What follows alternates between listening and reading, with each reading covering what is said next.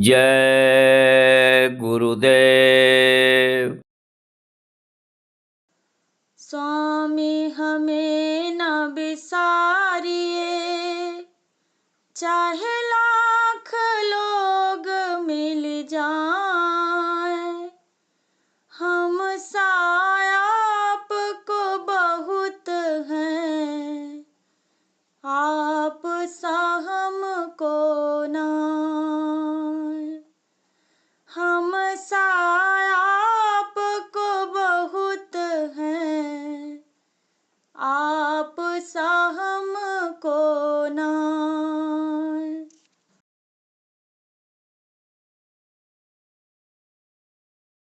गुरु प्यारे के संग में प्यारी चलो निज धाम। गुरु प्यारे के संग में प्यारी चलो निज धाम। यह तो देश तुम्हारा नाही, यह तो देश तुम्हारा नाही। नहीं पावे यहाँ तू आराम, प्यारी चलो निज धाम। नहीं पावे यहाँ तू आराम, प्यारी चलो निज धाम। माया भारी जाल बिछाया, माया भारी जाल बिछाया। घेरे जीव खास और आम, प्यारी चलो निज धाम। घेरे जीव खास और आम, प्यारी चलो निज धाम। बिन गुरु दया छूटे नहीं कोई, बिन गुरु दया छूटे नहीं कोई। सतगुरु चरण लो दृढ़ कर थाम, प्यारी चलो निज धाम। सतगुरु चरण लो दृढ़ कर थाम, प्यारी चलो निज धाम। वे दयाल तो ही लई हैं उबारी, वे दयाल तो ही लई हैं उबारी। प्रीत सहित लो जय गुरुदेव नाम, प्यारी चलो निज धाम। प्रीत सहित लो जय गुरुदेव नाम, प्यारी चलो निज धाम। मन माया के विघ्न हटा कर, मन माया के विघ्न हटा कर। तो ही लखावे शब्द मुकाम, प्यारी चलो निज धाम। तो ही लखावे शब्द मुकाम, प्यारी चलो निज धाम। प्रीत प्रतीत जगाते रहिय में, प्रीत प्रतीत जगाते रहिय में। धुन में सूरत लगावे ताम, प्यारी चलो निज धाम। धुन में सूरत लगावे ताम, प्यारी चलो निज धाम। गुरु की दया का करो भरोसा, गुरु की दया का करो भरोसा। जय गुरुदेव स्वामी करे पूरन काम, प्यारी चलो निज धाम। जय गुरुदेव स्वामी करे पूरन काम, प्यारी चलो निज धाम। गुरु प्यारे के संग में, प्यारी चलो निज धाम। गुरु प्यारे के संग में, प्यारी चलो निज धाम। प्यारी चलो निज धाम, प्यारी चलो निज धाम। जय गुरुदेव, जय गुरुदेव।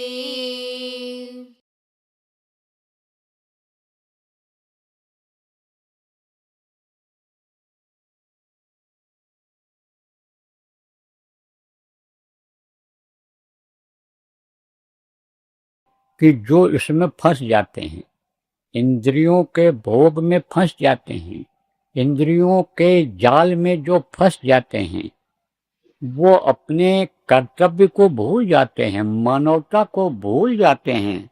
वो समझो आपकी परमार्थी लाभ नहीं ले सकते हैं, चाहे ये फकीरों में बुल्ला शाह रहे हों, चाहे ये आपके नानक साहब और ये सब कोई भी रहे हों। आप ये समझो कि सब लोग यही कहे हैं कि इंद्रियों को थोड़ा सा दबाना पड़ेगा, वश में करना पड़ेगा, क्योंकि मन जब इंद्रियों के घाट पर बैठ करके रस लेने लग जाता है तो मनुष्य की आदत बन जाती है और वही करने लगता है। जो काम शरीर से नहीं करने का वो भी काम शरीर से करने लगता है और उसकी फिर सजा मिल जाती है। तो आपको कोई जात चढ़े पाल की, जो संत होते हैं आराम से जब चाहते हैं अपने प्राणों को निकाल लेते हैं। जो धार्मिक लोग होते हैं उनके प्राण आँख से, मुंह से निकलते हैं, कान से निकलते हैं। आखिरी वक्त पर जो पापी कुकर्मी होते हैं उनके प्राण निकलते नहीं हैं, निकाले जाते हैं। कैसे निकाले जाते हैं? कहा ना, कोई जात कलिपाल की, कोई बंधे जंजीर।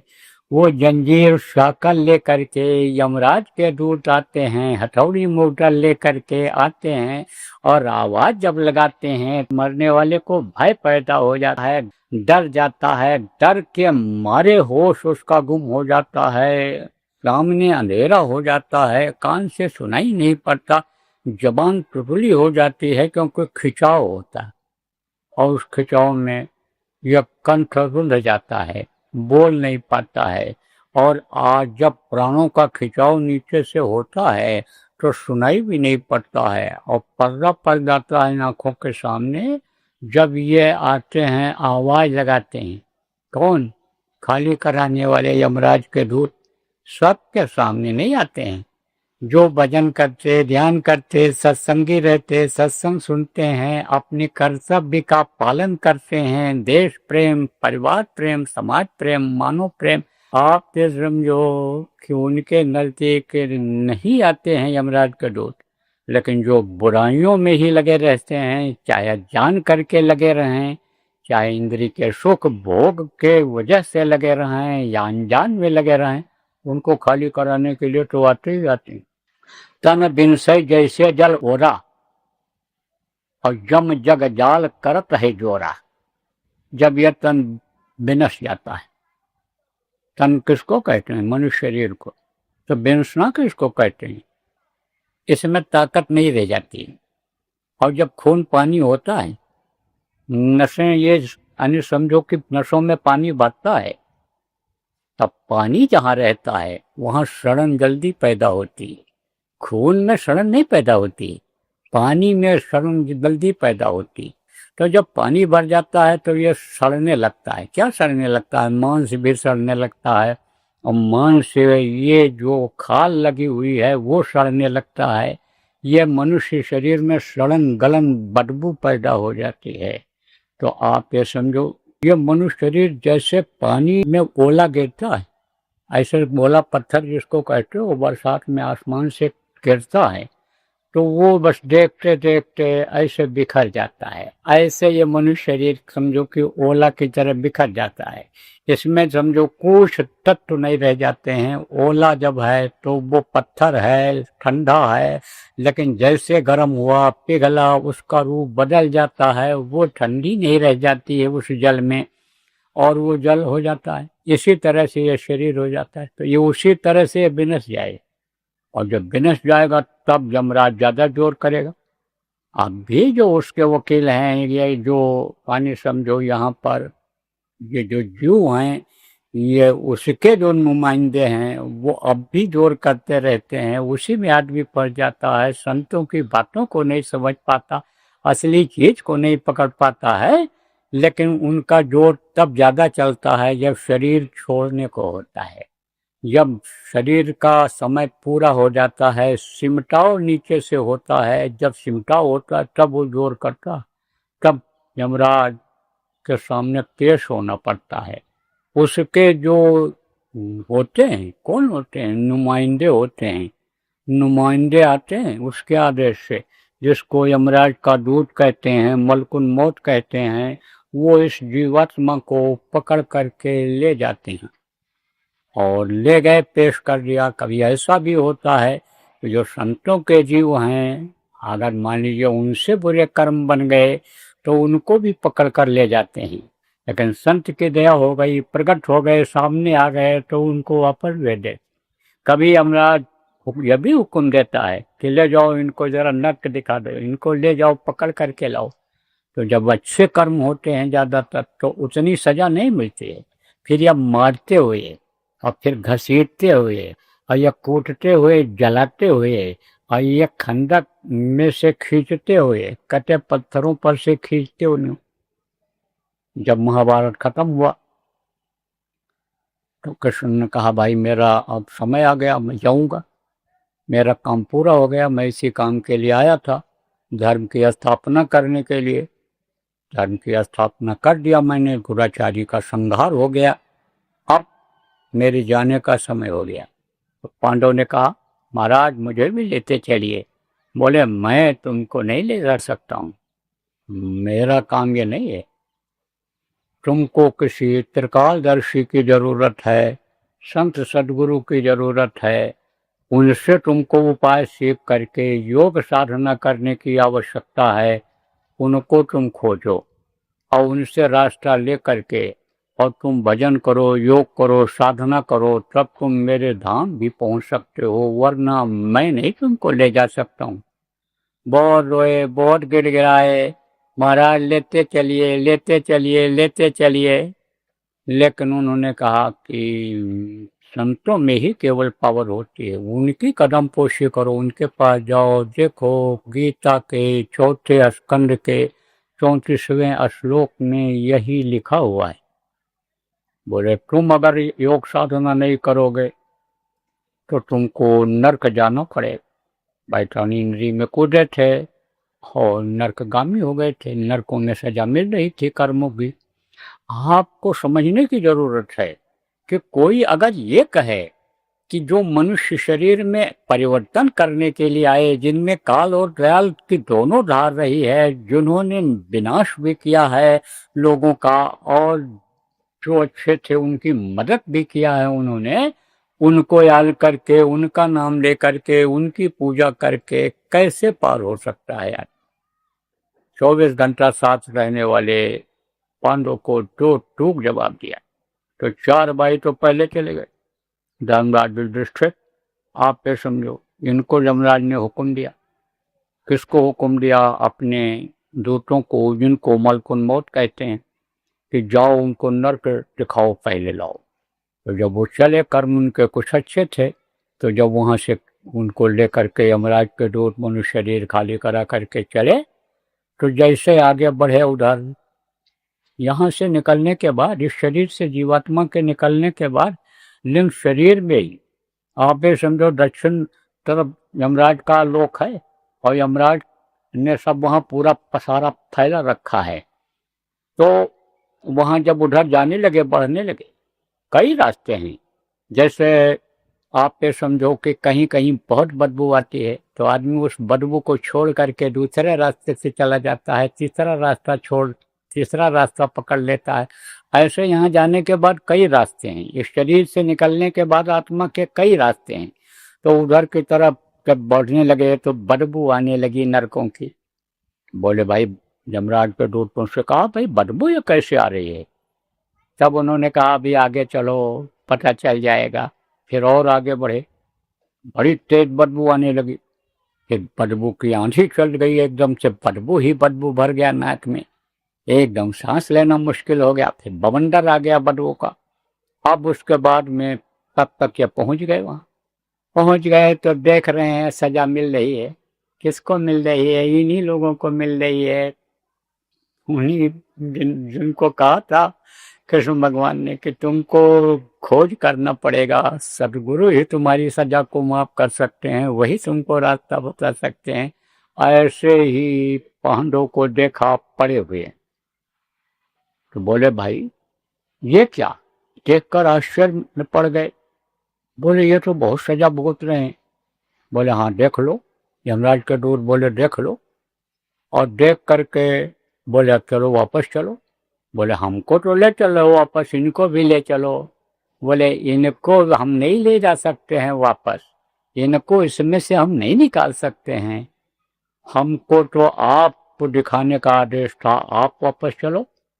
अब जब वापस हुए वो, तब वो बोले कि भाई तो हमको छोड़ दो, तुम नीचे पहुंचा दो।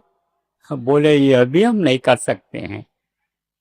कुल मिला करके समझ लो आप कि कर्मों की सजा आदमी को भोगनी पड़ जाती है। अब कर्म से बचने के लिए यानी क्या करना चाहिए, नरकों से बचने के लिए क्या करना चाहिए, यानी जिस काम के लिए यह मनुष्य शरीर मिला है वो काम करना चाहिए। किस लिए यह मनुष्य शरीर मिला है? यह मनुष्य शरीर मिला है एक दूसरे का लेना देना, कर्जा अदा करने के लिए। तो कौन सा कर्जा? पिछले जन्म में भी आप कहीं थे, कहाँ थे ये नहीं पता है। कीड़ा मकोड़ा में थे, सांप गोजर बिच्छू में थे, आसमान में उड़ने वाले पक्षियों जल के जीव में थे, या कहीं और जगहों पर आप थे, या आपको पता नहीं है। तो कर्म उसमें भी इकट्ठा हो गई। कर्म देखो जब थोड़ा रह गया, एकदम अच्छे कर्म नहीं बन पाए, तो फिर यह मनुष्य शरीर में आना पड़ा। फिर देखो यहाँ दुख झेलना पड़ रहा है, बीमारियां झेलनी पड़ रही हैं, लड़ाई झगड़ा झेलना पड़ रहा है, संकट पर संकट आ रहे हैं। ये देखो क्यों ऐसा हो रहा है? ये कर्म के वजह से ही मिला है, लेकिन ज्यादा अच्छे कर्म थे इसलिए यह मनुष्य शरीर मिल गया। और नहीं तो यही जीवात्मा जो हमारे आपके अंदर है, जो बोल रही है, चला रही है, खिला पिला रही, जो करवा रही है, सब जीवात्मा के पावर से ही जो सब कुछ हो रहा है, यही जीवात्मा उन्हीं योनियों में डाल दी गई होती तो उसमें बड़ी तकलीफ। देखो कुत्ता इधर उधर भटकता ही रहता है। कुत्ता को बहुत से लोग, मानी कुछ कम लोग पालते हैं, कुछ कम ही लोग रोटी खिलाते हैं, ये बाकी ऐसे भटकते रहते हैं। पानी मिल गया तो पी लिए, नहीं मिला तो नहीं, नहीं सही। अब चूंकि इस तरह उनका शरीर बना दिया गया है कि वो ऐसे लीर निकाल करके और हवा से पानी ले लेते हैं। कम पानी अगर मिले तो भी जिंदा रह जाते हैं। जैसे आपके ऊँट हैं, एक बार पानी पी लिया तो 15 दिन तक वो चलते रहते हैं। तो इस तरह से इन्हीं सब योनियों में जाना पड़ता, लेकिन कर्म कुछ अच्छे थे तो ये मनुष्य शरीर मिल गया।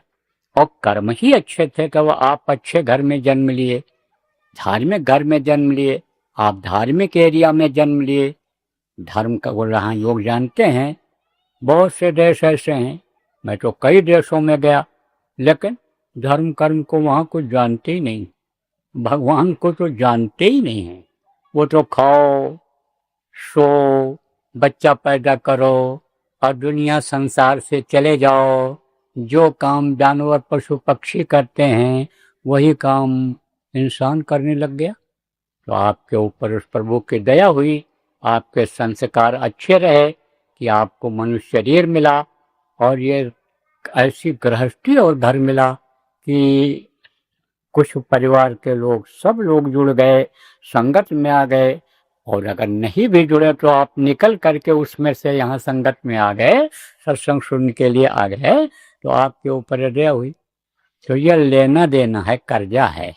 कर्जा किसको कहते हैं? कर्म कर्जा, पिछले जन्मों का कर्जा होता है। देखो, कोई औरत किसी के काम नहीं आती, किसी का पति काम नहीं आता है, किसी का लड़का काम नहीं आता है, और दूसरे लोग काम आ जाते हैं। बताओ मैं कैसे? आपका लड़का आपका बहुत आदेश का पालन करता है, सेवा भी करता है, आपका जो कहते हो वही करता है, लेकिन पढ़ लिख करके दूसरे देश में चला गया, यानी 2000-4000 किलोमीटर दूर नौकरी करने चला गया, तो जब बीमार पड़ोगे तब एक गिलास पानी पिलाएगा? सिर दबाएगा? हाथ पैर दबाएगा? नहीं दबाता। जब चिल्लाते हो तो मानवता के नाते, इंसानियत के नाते पड़ोसी आ जाते हैं, वो सेवा करते हैं, तो लेना देना कर्जा आपका ऐसे होता है, उनसे होता है। तो अब आप ये समझो, ये लेना देना भी अदा कर लेना है। और नहीं तो लौट लौट 84 आया। देखो, घर में बहुत से लोगों के जूता लाद चलता है, कहते नहीं है, मैं बता सकता हूँ। हमारे गुरु महाराज थे, उनकी एक घटना जगह की बताऊं आप। यही पूर्वी उत्तर प्रदेश में आजमगढ़ है, तो आजमगढ़ में सत्संग कर रहे। उस समय ज़्यादा विस्तार संगत का नहीं था, तो तखत पर बैठे हुए थे और 15-20 आदमी वहाँ बैठे थे, सुन रहे। तो एक वकील साहब थे। तो पढ़ाई लिखाई का अहंकार हो जाता है ना, पढ़ाई लिखाई का अहंकार हो जाता है। चाहे पढ़ाई लिखाई का अहंकार हो, और चाहे रुपया पैसा का अहंकार हो, चाहे बल का अहंकार हो, चाहे कुर्सी का अहंकार हो, यह अहंकार होता ही है। और वो लोग ज़्यादा उसमें धोखा खा जाते हैं अहंकार में। इसको अहंकार यानी जिस बात का आता है उसको प्रभुता कहती है। तो प्रभुता पाए काई मत नहीं, कोस जन्मा है जग माही। गोस्वामी महाराज ने कहा कि प्रभुता जब किसी चीज की आती है तो आदमी को अहंकार आ जाता है। अहंकार करना नहीं चाहिए, क्योंकि करा कराया सब गया। जब आया अहंकार, अहंकार आ जाता है तो सब चला जाता है। और जो प्रभुता को परछाई समझता है उसको नहीं आता है, नहीं तो अहंकार आ ही जाता है। प्रभुता परछाई किसको कहते हैं? आज कोई अधिकारी है लेकिन कल रहेगा, कुछ पता है? आज पहलवान घूम रहा है, किसी नहीं समझ रहा है, ठोकर मारता हुआ जा रहा है, और कल गिर जाए, न सही खिसक जाए इधर से उधर से, तो उठ पाएगा? कुछ नहीं उठ पाएगा। आज रुपया पैसा है और रात को आए चोर उठा ले गए, रात को आए अनी सील कर गए ये जांच पड़ताल वाले, तो सुबह उसके पास रुपया पैसा रह जाएगा? तो जो समझे प्रभुता परछाई, प्रभुता पाए ताई मद नहीं। इसीलिए कहा गया जो भी किसी भी तरह की प्रभुता हो उसको समझना चाहिए यह परछाई है। परछाई, परछाई जानते हो? जब चलते हो धूप में, रात को चंद्रमा की रोशनी में चलते हो तो पीछे एक आकृति दिखाई पड़ती है, वो परछाई कहलाती है। तो परछाई किसी की होती है? किसी की नहीं होती है। परछाई को पकड़ो तो जितने पकड़ोगे पीछे या भक्ति चली जाएगी, आगे बढ़ती चली जाएगी। परछाई किसी की नहीं होती है। तो इसको जो लोग परछाई समझते हैं वो तो सुखी रहते हैं, और इसके अहंकार में जो आ जाते हैं तो देखो किसी का अहंकार चला, ये धरती पर किसी का अहंकार आज तक चला ही नहीं, और चलेगा कैसे? तो आप तो समझो कि अहंकार था उनको। किसको? वकील साहब कचहरी जा रहे थे तो लोग बैठे थे, तो वहीं खड़े हो गए, सुनने लगे। थोड़ी देर सुने, बीच में रोक दिए, बोले कि हमको आपसे सवाल करना है, हमारे सवाल का जवाब दे दीजिए। तब गुरु महाराज ने कहा, अरे आप शांत हो जाओ, पहले हमको सुना लेने दो, उसके बाद में तुम सवाल पूछ लेना, हम जवाब दे देंगे आपका। बोले नहीं नहीं, हमको अभी जवाब चाहिए, आप जवाब दीजिए हमारे सवाल का, फिर आप कुछ बोलिए। गुरु महाराज ने कहा, भाई अभी तुम औरत का मार खा के आए हो, अभी तुम्हारा दिमाग गर्म है, और तुम यहाँ बैठ जाओ और सुनो सुनो, और फिर उसके बाद तुम्हारा दिमाग ठंडा हो जाएगा तो हम तुम्हारा जवाब दे देंगे। आज जब इसको सुना कि महाराज जी कह रहे हैं कि औरत का मार खा के आए हो, तो साहब बिल्कुल एकदम से कछुआ हो गए। जैसे दूध ऊपर उठता है ना गर्मी पा करके, तो गर्मी थी अंदर में, तो आग बबूला हो रहे थे, तो वो उबल रहे थे, ऐसा दूध जैसे उबलता है। और गुरु महाराज ने ऐसे 2 बूंद पानी डाल दिया, असलियत बता दिया। असलियत जब बता दिया तो अब वो समझ गए, भाई बाबा तो सब जानते हैं, और कोई पोल न खोलें या जो भी सोचे होंगे। बैठ गए। जब सत्संग खत्म हुआ तब कहा, अब वकील साहब आप बताओ, अब आप अपना प्रश्न करो। गुरु महाराज ने कहा, तब धीरे से बोले, प्रश्न तो हमारा सब चला गया, प्रश्न का उत्तर तो हमको मिल गया आपके सत्संग में, लेकिन ये बताओ कि ये कैसे जान पाए आप कि औरत का मार खा के आए, ये कैसे जान पाए? बोले, यही तो विद्या आपको मिली नहीं है, वो इस विद्या से परे की विद्या है, उसको हर कोई नहीं जान सकता है, इसीलिए तो विद्वानों की पूजा नहीं होती है। लंगोटी लगाने त्याग करने वालों को ही लोग मानते हैं, उन्हीं की तो पूजा होती है। इसके लिए तो वकील साहब तन को जारो, मन को मारो, इंद्रिय सुख भोग विसारो, थोड़ा सा त्याग करना पड़ेगा। आप भी इस चीज को जान सकते हो, आप भी मेहनत करके इस चीज को पा सकते हो। प्रभु को जो पाने वाले रहे, दुनिया को भूले, इंद्रियों के सुख को थोड़े समय के लिए भूले, वही लोग पाए हैं। और प्रभु जब मिल जाएगा, दुनिया बनाने वाला मिल जाएगा, तब कोई चीज की कमी रह जाएगी। प्रभु की ताकत जब शरीर के अंदर आ जाएगी, तो आप समझो कि मैं आपको बता रहा था कि यह दुखों का संसार हो रहा है। अब उसका यही कारण है, लेना देना पिछले जन्म का है, कर्जा है, उसको भी अदा कर लो। इस शरीर को चलाने के लिए आपको खाने का भी इंतजाम करना रहेगा, गर्मी ठंडी से बचाने के लिए कपड़े का इंतजाम करना रहेगा, बरसात से, ठंडी से, गर्मी से बचने के लिए घर की भी व्यवस्था करनी रहेगी, उसको भी करना जरूरी है। क्योंकि भगवान भी अगर मिलेगा तो इसी मनुष्य शरीर में मिलेगा, और जिंदा रहने पर ही मिलता है। मरने के बाद, ये शरीर खो देने के बाद, शरीर के सिस्टम बिगड़ जाने के बाद, न तो आज तक किसी को कोई चीज मिला, न कोई पढ़ाई कर पाया, न कोई धन कमा पाया, न कोई मान प्रतिष्ठा इज्जत पाया, न कोई भगवान को पाया। अगर पा सकता है इन चीजों को, चाहे दुनिया की चीज हो, चाहे प्रभु की प्राप्ति हो, तो जिंदा ही आदमी पा सकता है। तो इसकी भी रक्षा करनी है आपको। और ये जो लेना देना है, कर्जा है एक दूसरे का, वो भी अदा कर देना है। लेकिन ये हमेशा याद रखना है कि जोगिया रमी चलो दशवा बिराना है, ये दूसरे का देश है। जो आप सत्संगी हो, आप समझो ये काल भगवान का देश है, यह माया का देश है। यहाँ सुख नाम की कोई चीज ही नहीं है। कदम कदम पर आदमी दुखी है।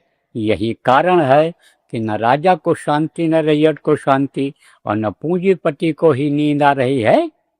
किसी को नींद नहीं आ रही, सब परेशान हैं।